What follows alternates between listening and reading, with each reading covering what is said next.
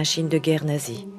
Ravensbrück fut le siège d'infâmes expériences médicales et servit de lieu de formation des surveillantes SS. Des milliers de femmes y moururent de faim, de maladie et d'épuisement. D'autres furent battues à mort, fusillées ou bien gazées.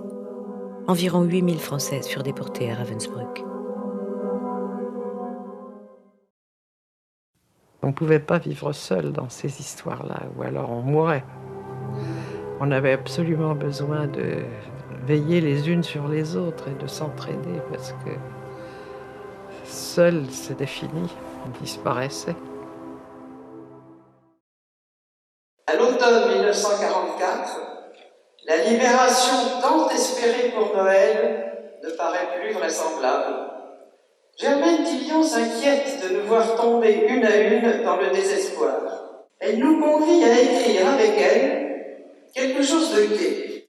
J'ai écrit une opérette, c'est-à-dire une chose comique, parce que je pense aussi que le rire, même dans les situations les plus tragiques, le rire, on peut rire jusqu'à la dernière minute. C'est un élément revivifiant, c'est le propre de l'homme, disent les naturalistes. Alors, cette pièce, Le Verfügbar aux Enfers, c'était l'histoire d'un Verfügbar c'était une analogie avec Orphée aux Enfers.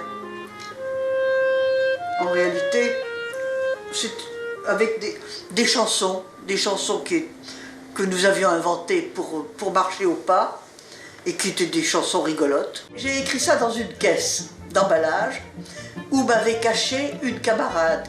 Et les morceaux de papier qui sont là avaient été volés par une Tchèque qui s'appelle Vlasta. Vlasta m'avait donné ces bouts de papier et de quoi écrire. Et dans ma caisse, j'ai écrit Le Verfügbar en 10 jours. Et ensuite, il a circulé de main en main, où ça a amusé nos camarades. Elle riait.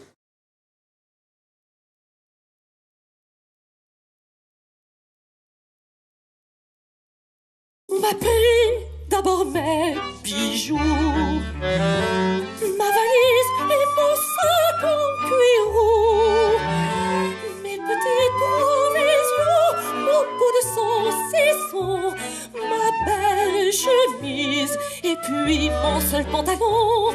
Je croyais qu'on m'avait tout pris, j'espérais que c'était bien fini. Comme un bébé naissant, j'étais toute nue. C'est alors qu'ils m'ont tondue. Très vite, j'ai essayé de comprendre comment fonctionnait le camp. Et très vite, je me suis rendu compte qu'il y avait tout un mécanisme économique qui marchait, et que ce mécanisme économique consistait à extraire le maximum de travail de gens mourants, de femmes mourantes,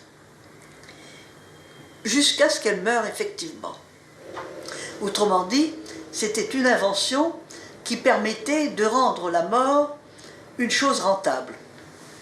Alors j'ai donc essayé d'expliquer à mes camarades comment fonctionnait la machine, cette machine de mort. Et je me souviens que mes camarades m'ont dit que ça les avait réconfortés. Parce que comprendre un système, même un système qui vous écrase, c'est faire usage de la raison humaine, et c'est quelque chose qui est un besoin et une force. Ce que tu nous as donné, c'était d'être capable de pouvoir comprendre, parce que tu as observé, que tu nous aidais à comprendre.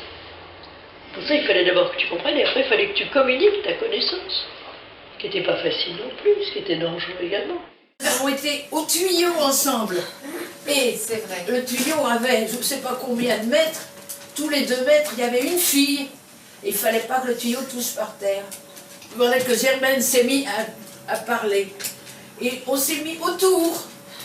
On a voyé, en faisant tous les 2 mètres, on arrivait quand même à se mettre l'une à côté de l'autre. Et elle nous a parlé des SS. Ouais. Elle nous a fait un cours d'ethnographie. Mais du coup, on n'avait plus peur. On les comprenait. Et je pense que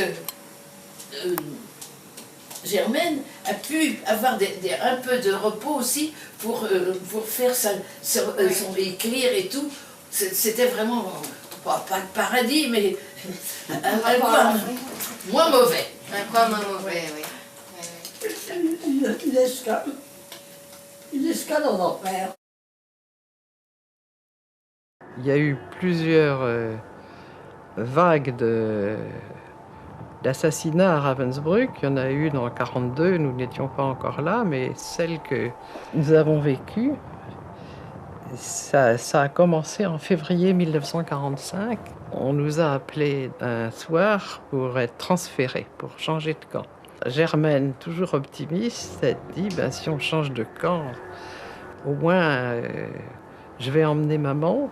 Comme ça, maman sera à l'abri de ces fameuses sélections, parce qu'elle avait les cheveux blancs et tout ça.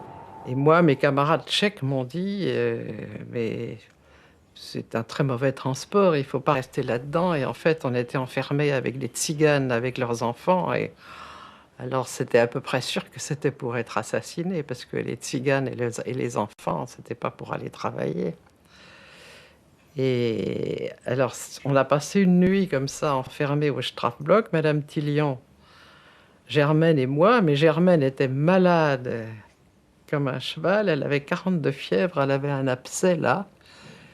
Et dès le lendemain matin, on a réussi à la faire transporter à l'infirmerie pour qu'on la soigne, parce qu'elle tenait absolument pas debout. Et moi, je suis restée seule avec Madame Tillion.